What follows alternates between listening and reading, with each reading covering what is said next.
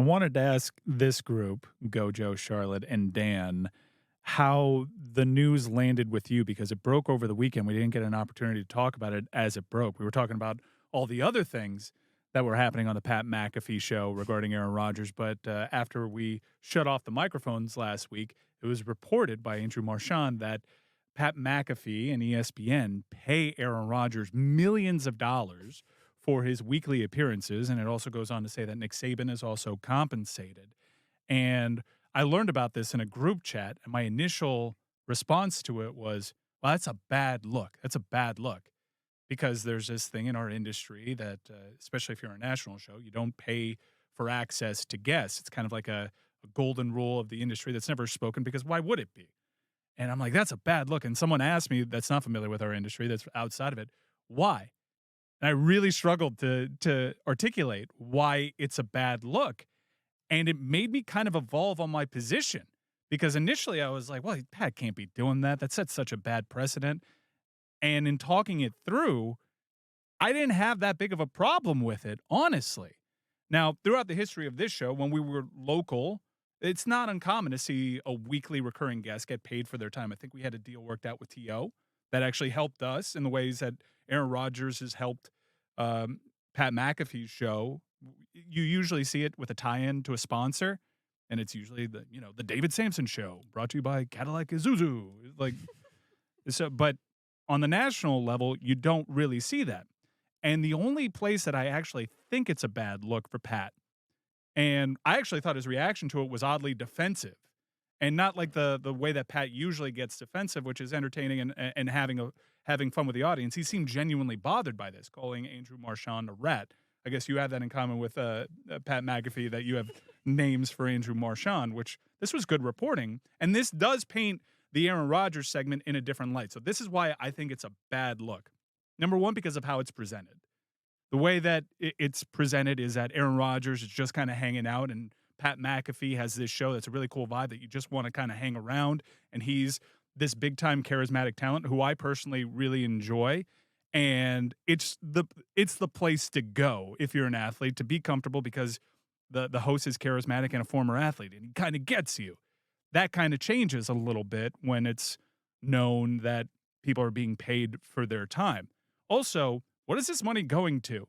Because naturally I'd be like, the spin is just to say Aaron Rodgers is donating the cash, but to RFK Jr. Super PAC? Like I need to know where this is going, and I'm wondering, in talking it out with you and Gojo, you were there. The second place that I think it's a bad look specifically for this to be reported, and it's not so much that they're paying him, it's what they're paying him, which is reported in millions. ESPN, as you know, and a lot of turnover, a lot of good people, a lot of really talented people no longer working there. So this isn't exactly how budgets work out because there's health insurance and head counts that go into it. So it's not exactly apples to apples. I'm also not positive that this is ESPN's money. I would surmise that Pat McAfee himself, from his cut of money, is giving some of it to Aaron Rodgers, because one of the things that McAfee said in what you thought was defensive is, we've now got a $500 million company that Aaron Rodgers helped me build. So I just assume that he's sliced up. I think a lot of people really don't understand some of the things that have been happening with McAfee or us and the business arrangements. McAfee walked away from 4 years, $120 million to take less money at ESPN, walked away from FanDuel's money, because he knew that the company would get larger in worth once it got to the reach of ESPN, with the freedom that he has to do it as he wants, which is much different than the way ESPN has done it. So he framed it as, I'm taking care of my own. I'm taking care of the people who made this company worth what it is. It's an important distinction because in negotiating this with Pat, he probably had a discretionary budget for these things, but you could already tell almost immediately how that landed with former ESPNers. Like, really? We're paying Nick Saban and Aaron Rodgers. We're giving Aaron Rodgers this platform, which has been, a tricky spot, whether it be spreading misinformation or anti-vax propaganda. We're giving him millions of dollars. From being in there, this isn't necessarily the way that ESPN gets down, but they've surrendered themselves totally to the Pat McAfee experience and doing a lot of different things. As a former ESPN on-air guy, how did it land with you? Kind of the same way you described it there, where I looked at it and I usually ask, and this is the conversation we have around any like long-standing practices, well, why are we doing this? And I was actually curious to ask you guys, as people that have been doing this at this level a lot better and longer than I have, what the aversion to that was, because his explanation made sense in a base form to me. Like, all of this, in the way that we present all of this, we're all pretty close on and off air. But sometimes on air, you embellish even a little bit closer. Like, we're not 100% authentic, even if most everyone in this room is closer than a lot of places. And so this idea that, oh, well, he's not as close with Pat and those guys. So what? People go to strip clubs all the time to try and suspend a little bit of disbelief and live in that world. I looked at that and said, all right, I don't really have a problem with that idea of him paying it like that, but the optics of it against what's going on around the company, maybe this is just the sports and the little bit of athlete still in my background. But I looked all the time on every team I was on, and I could see, all right, what does that guy do for the team here, and how valuable is it compared to what I do as like a reserve offensive lineman on the squad? Of course, I'm not going to be treated the same or valued the same as someone who's scoring touchdowns every weekend and doing all that. So if I can look at myself honestly and say, well, I'm as valuable to us on air as what Nick Saban's providing them with that hit, then I can get mad. And maybe this is, a conversation about the delusional self-confidence that both athletes carry. I don't have that. So I look around and go, well, yeah, I'd pay Nick Saban more than me too. Hell yeah. I think, though, that where it gets tricky, and the original reason you didn't pay people, especially if it's people you cover. Aaron Rodgers and Nick Saban are both in the news all the time for sports. ESPN is covering them. They are also paying them to come on their show. That inherently colors how they are going to be pushed, which is they're not. Pat lets Aaron say whatever the heck he wants, and Aaron Rodgers, to me, is just an agent of chaos. I don't think he has a set series. I don't think he has set beliefs. I think he just does whatever he thinks will get people talking and to poke the bear. He clearly did that. He also seizes upon those opportunities. Travis Kelce was the most talked about person still in sports right now. So Aaron Rodgers was like, you know what? I'm going to take a shot at him. Pat doesn't push back. It comes out he's being paid. And I think we're even beyond we're not talking about like journalistic ethics anymore, because that doesn't exist basically anywhere that has it's very hard to find. And so I think that when it comes out, though, that it's not only someone who is covered so often by the outlet that's paying them, but also pushing weird stuff. Well, I don't love that. I think from that standpoint too, because you're right. Like the journalist, I've never been a tried and true journalist. So when people throw that at me, I'm like, that's not. I don't have the same background. Neither is Pat McAfee, which I think is important to all this. And neither do most people listening to this care about any of this subject matter, because they aren't doing the defining of journalism that I might be doing, because I dedicated my life to that craft. I think that most people listening to this, the grand majority, care not at all about journalistic ethics. But I do think at some point, and this is kind of what Charlotte was getting at, if it affects the way that you cover that person enough to where you're going to ignore the thing that people do want to know about. Like I always go back to that Swamp Kings documentary on Netflix talking about the early 2000s Florida Gators. Ignored all of the things I came as a viewer to want to learn in that documentary in favor of catering to the people that were willing to sit for them. And but a very popular documentary nonetheless. Like ended up being watched. People don't care. People just want. I still think his audience, Pat McAfee's audience, also doesn't care. But there were some people, but I don't know from social media who's his fan base and who's not. Why would it matter to a Pat McAfee fan? This is a whole new brand of athlete-led media. They don't care about unspoken journalism rules. No, but I guess it's not even that, because, Dan, to your point, people watched that Swamp King. I'll use that one as the example here. People watched it because of the fascination in my mind of what I thought I was going to get out of it. And now, because of that, I trust that Untold series a lot less. Like, the next time they come out with something because of that, because of the man's out, I'm like, all right, I kind of understand the way you guys are playing with this. And so maybe over time, if it affects the way you cover it enough to where you ignore an obvious thing I want to know as the viewer, maybe it erodes some confidence, maybe if you're looking for something. Maybe, but I would say to you that generally speaking, conflict of interests are all over the place in sports journalism. ESPN, for one, has a bunch of business relationships with the leagues that they cover. And I don't think that most people listening to this care how they navigate those conflict of interest. I believe when Mike says, I've heard this phrase so much over the years, bad look.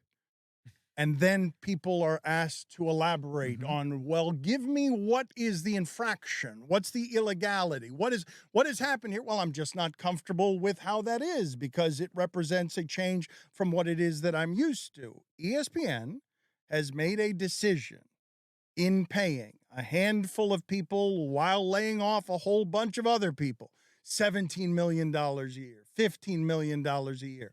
We are banking on these 10 stars.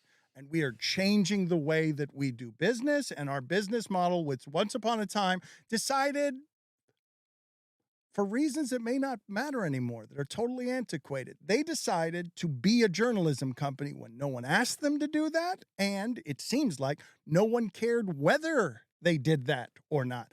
And now, slowly, they're getting out of that business with compromises like this, and I don't think it affects the brand at all. I think when I saw all of that happen, I'm like, and there's the industry just changing, and there's that place changing, and evolution isn't always bad, but people are going to get uncomfortable with it, and people are going to say bad look because it looks different than what they're familiar with. Yeah, after talking it out, where I initially went like, that's just a bad look, and I couldn't exactly explain why, to resigning to the fact that I couldn't explain why, to ultimately being like, oh, well, thank God.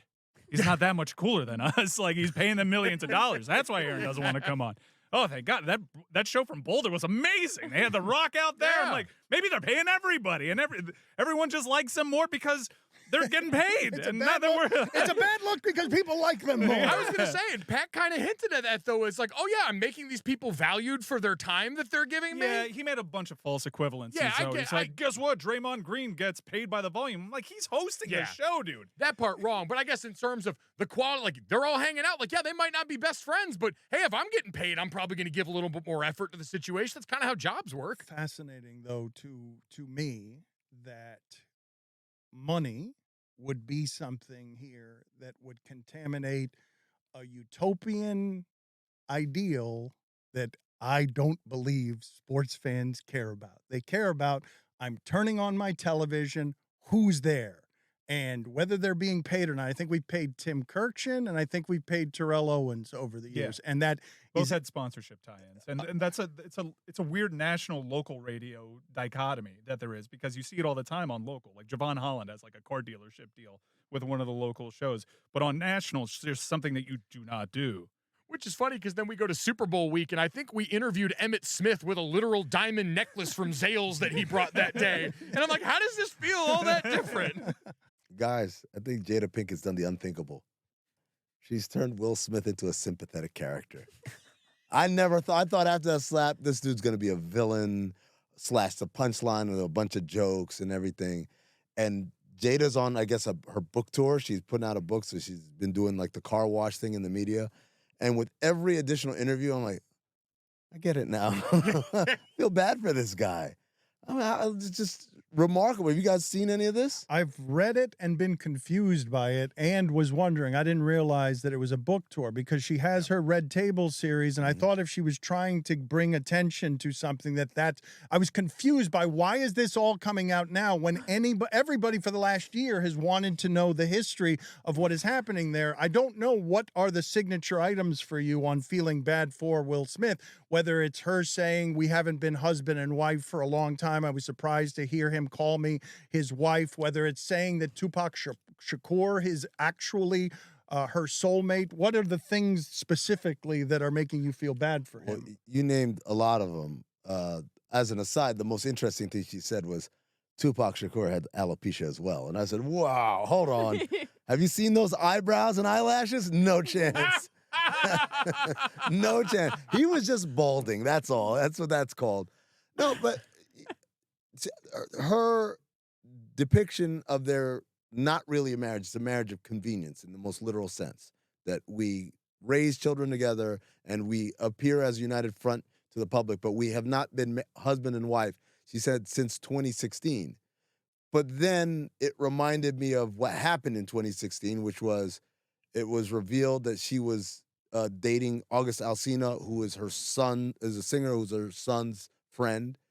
And after that came out, she had Will on the Red Table, and they had to talk this out. And I'm like, why? And I realized, oh yeah, it's all for the sake of content, right? Like there is no boundary. There What is the hell no. was that sound? What was that did you sound? just step on your water bottle? What just happened there? Did you just sit on a water bottle? Is that what just happened there? I hope nobody heard it. I was like, maybe if I keep talking. It didn't quite work out how you imagined. No, not quite. It is amazing in all of this, in someone who has used all of their life for the express purpose of content. And Dan, to your point, had the red table that was already this vehicle available, that there's still this much left over where we're hearing stuff and doing that, because I think we all do kind of look at celebrity life and the things that go along with it. And people kind of do a version of it of what they do to athletes all the time, which is, well, some of this is just the cost of being in business. If you want to be famous like this and you want to play this sport or do this thing, this is what comes with it. And then you look at it through the prism of, all right, if you're a husband and a father and all this is going on, that kind of sucks because we can relate to all of that. And watching this guy go out there and publicly embarrass himself at the Oscars in the name of a person who's now on the back end, not claiming him in that moment, feels sad no matter how you feel about him as a guy. Banned for 10 years. Yeah, 10-year ban from the Academy Awards. Like, I don't even know why he said that. Like, what are you talking about? Like, just as a gesture, wouldn't you just like, I mean, we're not together, but thanks for doing that. It just felt really, really odd. And the other part of it is when you say, oh, this is the cost of doing business, right? That's usually when we, the public, are prying into, ain't nobody asking for these details, man. Nobody asked for this. That's also an amazing thing, Charlotte, in this day and age with content where we get so much of everything, we've all kind of universally looked at this and gone, yeah, I think I'm good. I don't need any more of this. The thing that flashes into my head more than anything else, literally anything else, is the headline from, there was a New York Times opinion piece called "We All Need to Know Less About Each Other." I think of that phrase at least 3 times a day. I also think, though, something very interesting to me about Jada Pinkett, about the celebrity culture, about what we think we know, we're getting their version. Like, and as media keeps dying, they control the narrative. And there's so much we don't know. Like, I don't know how Will Smith actually feels about this. I don't know what Will Smith's been doing for 10 years. And I see what you mean, like, you know, the optics of it, but everything to me now feels so calculated. It's like, well, there's got to be a reason. Is it really just to sell the book? But isn't it wild that, like, in the before 4 times, when the media controlled the narrative, it's like, oh, I couldn't be who I wanted to be. The media controlled the narrative. It's like, things like this happen now, and I'm like, if you're a celebrity, don't you kind of want the before 4 times? Because it wouldn't look this bad. In speaking her truth or whatever you want to call it, she comes off looking way worse than it was just, hey, Will and Jada didn't make it. Oh. Like, most of the time, people kind of assume it's infidelity on the man's side. Usually, that's the kind of like, oh, of course, because Will was in a couple of movies with Margot Robbie. I'm sure something happened there.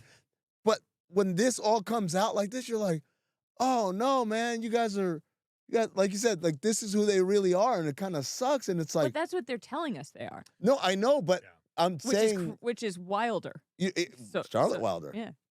Like, the idea that they would come out and say, no, this is how it happened. And you're like, you look worse this way. You know what it reminds me of? And I'm glad we're having this conversation in this building. When Winning Time Season 1 came out, all these Laker people came out and said, oh, this is terrible. None of this happened this way. Wait till our story gets out. Wait till we tell the story, right? Magic Johnson had a documentary. The Lakers had a docuseries on Hulu.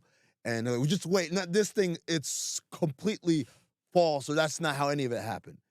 And then those documentaries and docuseries came out, and I watched them, and they were good. They were really good.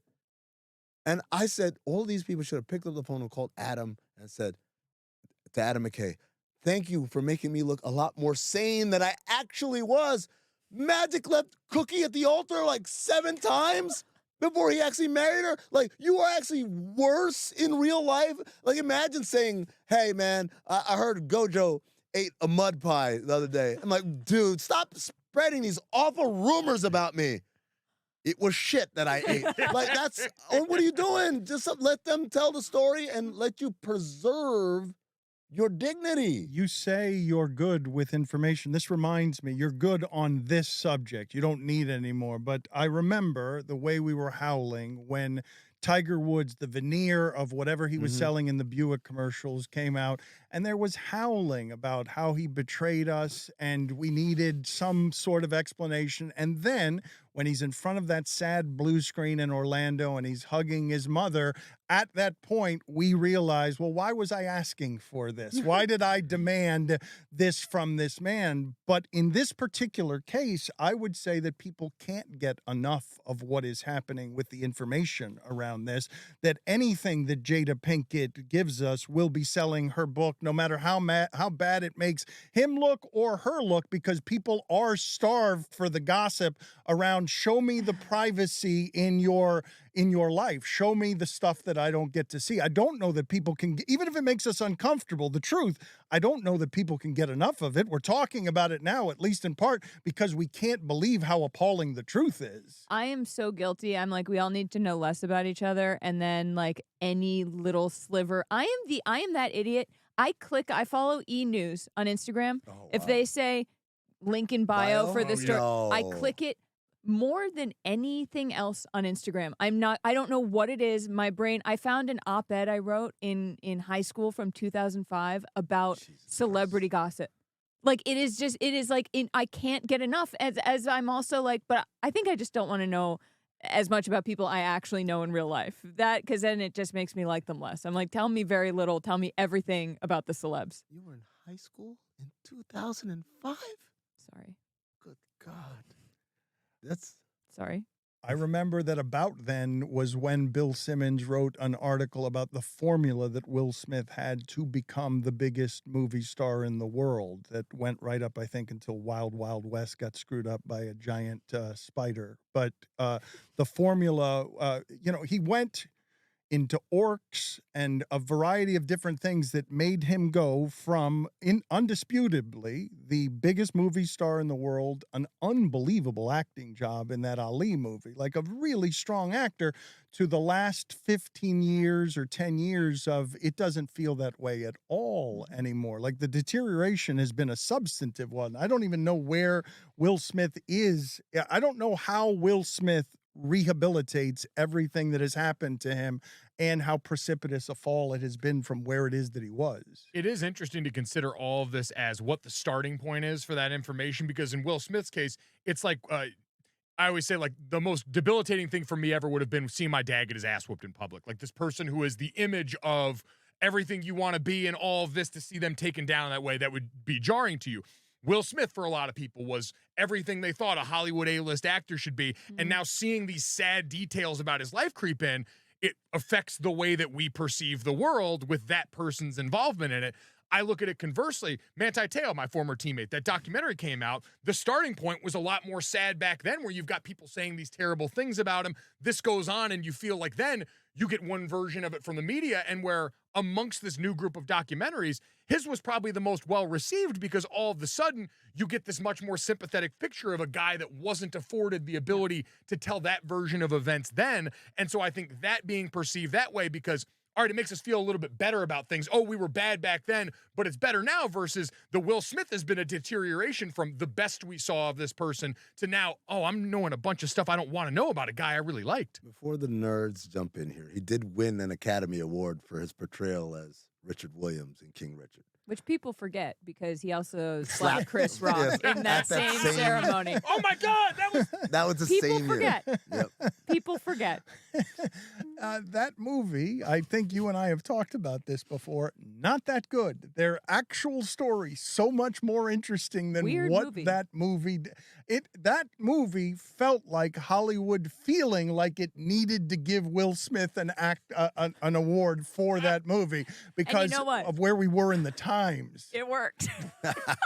Am I wrong though? Like I don't, No. I don't No. think of Will Smith as having done something that would be considered great work That in was a great. long time. That was great work by him. The movie wasn't good, but that was great work by him in the same way that Leonardo DiCaprio playing J. Edgar Hoover did an amazing job in an amazingly boring movie. Like that movie wasn't good, but he was awesome in that role. And in a way that's kind of sad, right? It makes me think of guys like Brendan Fraser, and like we just write these people out because they took a bunch of shitty roles, but it's like, oh, the talent is still there. He could still, how's the quote go? I'm not as great as I once was, but I'm as good once as I ever was. Exactly. And I think, God, I was hoping he wouldn't help you there because you were dude, I was about to. you were gonna just sit on that water bottle again and fart yourself. You did not have that quote in the arsenal. No. I have mentioned before that a lot of people do not know, as they do know the names of Adam Schefter and Woj and Shams. They don't know what a mental health insanity those jobs are. I would not want to be one of those people in this industry, no matter the amount of money being paid to those people. And the New Yorker has done a profile on Shams because his story is fascinating for a number of reasons. He, under the tutelage of Woj, has become the new younger Woj, does many of the same things. There aren't many of these information people. What are they? 5 total throughout the country that you would look at and say worth $10 million a year, can move gambling lines, or their information is so valuable that I associate their names with a sport. There are only a handful, and Shams is top 3. He's on the medal stand right now. What did you find interesting, Amin, about the New Yorker profile on Shams? Well, a lot of it is stuff that I knew because I've known him since he was the teenager who was breaking in. But the extent to which he doesn't have a life is the stuff that, I see him, I talk, whatever, but I don't know that part. And to see it come out in the piece, specifically things where he says he can't drive anywhere because he's got to be on his phone. He can't, going on dates, like having a social life is almost impossible for him because he's always on his phone. And I wonder, when you think of Adrian and you think of some of these other newsbreakers, Adam Schefter, Jeff Passan, these are guys that Diana. Is Diana just? I'm talking about the people who feels like she's the athletics insider for NFL. But I think what I'm getting at is Adrian and Shams, they don't write stuff. Their whole world is just Diana writes stuff. Right. She writes features. Adrian does come around to write like a whole feature, he did with like the Damian Lillard occasionally. Every time someone needs a solid, he writes a feature. And is it fair to say under the tutelage? I know that Shams was brought through when Woj basically had his own cutout at Yahoo Sports, but we've talked to Shams before, and it's been kind of dissected at how overstated like the Woj part of the tutelage is. It is because he had built himself by breaking the news that nobody else wanted to break. This guy's 10-day. This guy, the G League, G League call-up, right? And what happened was the people that he wrote about, those agents, those players, some of those players, began to rise and become more important people. A great example, which was from the piece, was Bernie Lee. Bernie Lee, who's Jimmy Butler's agent, he represents Ben Simmons. Bernie Lee is a power player now in the game.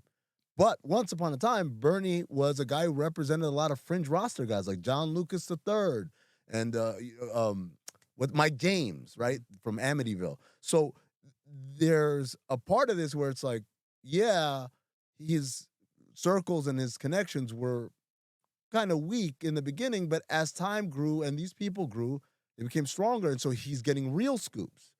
And the one that they mentioned in the piece, which is the Luol Deng is getting traded from Chicago to Cleveland. He got that on the strength of a relationship he had built years ago with someone who at the time most would consider, I don't care about your news. That's not newsworthy.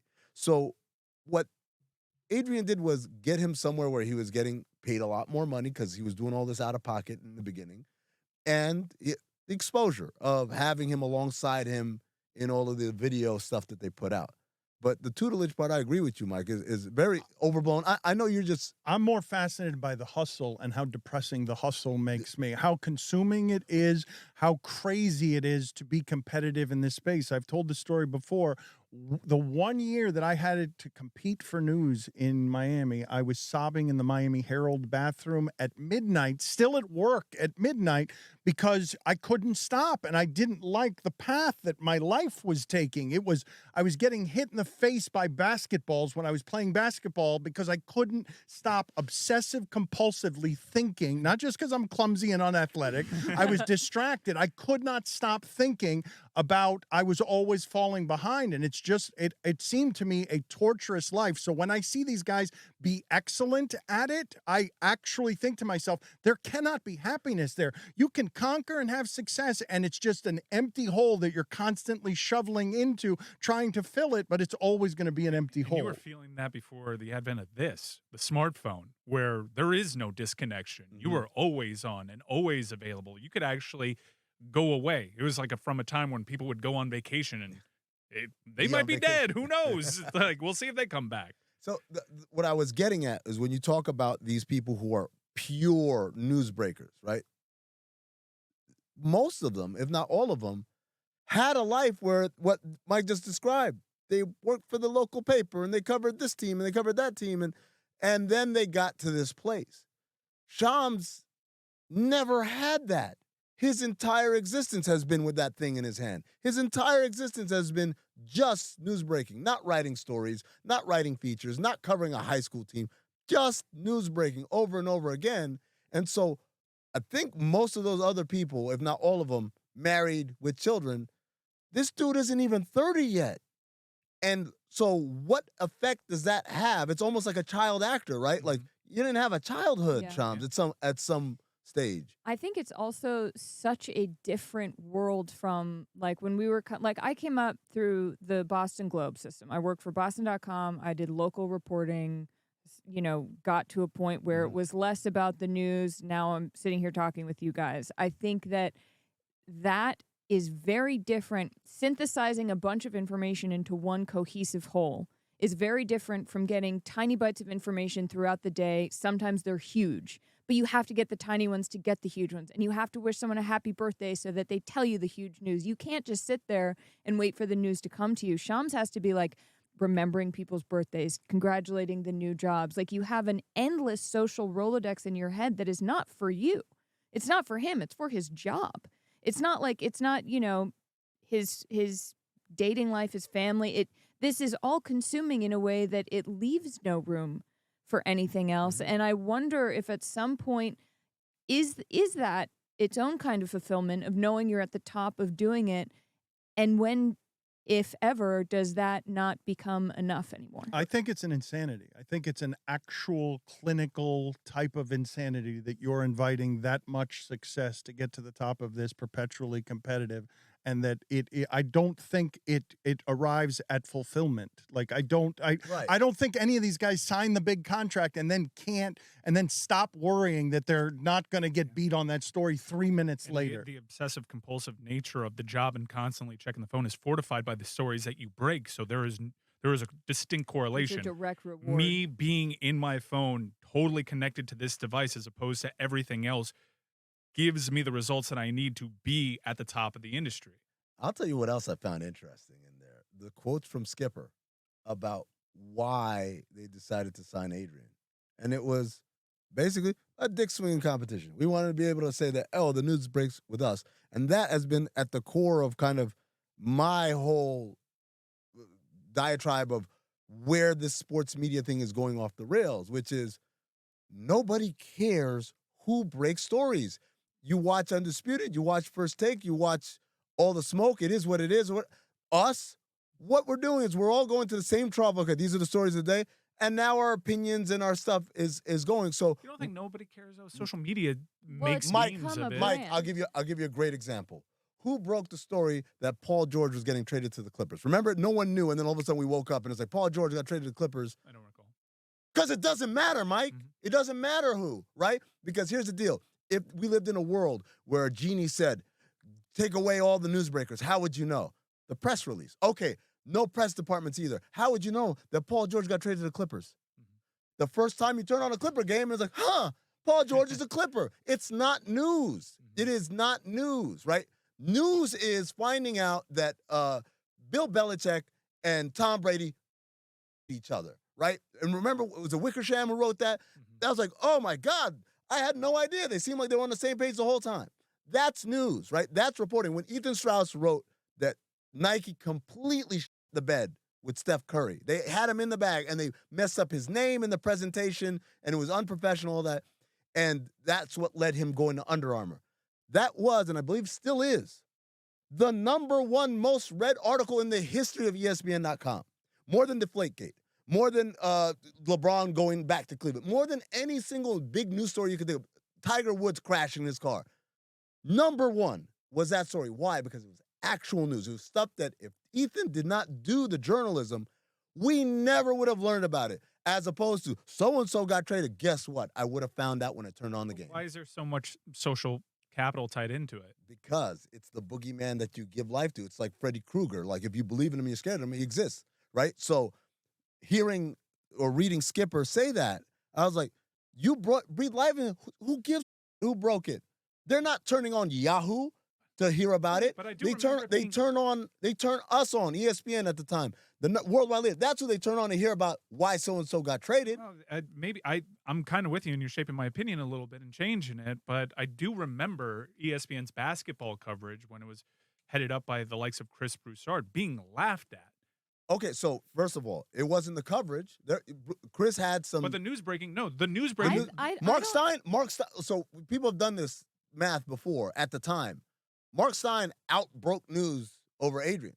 Like, Mark Stein was doing. Now, this is what would happen. You guys want to take a real inside here? How much time we got? Okay. So the bottom line, right? The bottom line, this all started because it would say so-and-so got traded according to media reports. And all the people who weren't at ESPN started crying like, they don't give us credit. They say according to media reports. So then ESPN started saying, fine. I don't know why, but they started saying, fine, according to Adrian Wojnarowski of Yahoo Sports, right? But here's the thing. When ESPN reporters would break, when Mark Stein would break something, it would say according to ESPN reports. So when you see the bottom line and you see a name, but the guy on your team doesn't get name checked, guess what? Like, it creates this perception in John Skipper's mind, like, why? How is this guy getting everything? If he saw Mark Stein as many times as Mark broke stuff, maybe Skipper would have had a different perception, but we were all following the flies around the elephant's tail, Dan. And the reason I think we care about these things because we have a 24/7 news cycle in sports. So when there are no games, you need other things to write about. So there are people who have built their brand on giving you that gossip, because I do think that sports is gossip. I think around the industry, I think that it's a safer way traditionally too for men to be able to gossip about something with each, be like, did you see this guy got signed? And they tapped into that, built a brand around it.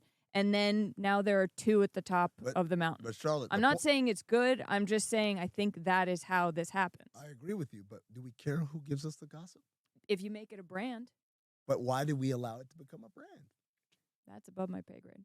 I mean, once you get to credibility can be bought and you have to pay $10 million a year for these things, Amin can say that nobody cares, but we're paying for it as if it has a value that suggests that there is caring involved.